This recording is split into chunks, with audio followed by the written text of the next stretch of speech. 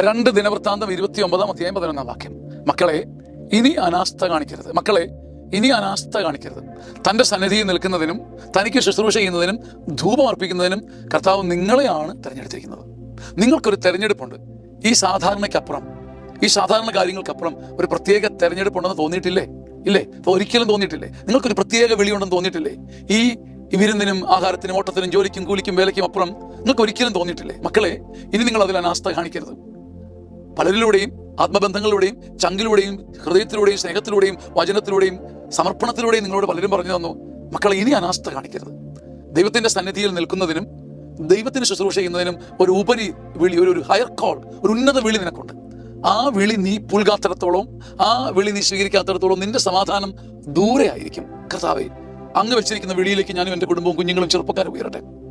അനാസ്ഥ, എല്ലാ വിധത്തിലുള്ള അനാസ്ഥ ജോലിയിൽ നിന്നും കമ്മിറ്റ്മെന്റുകളിൽ നിന്നും ശുശ്രൂഷകളിൽ നിന്നും മാറിപ്പോട്ടെ.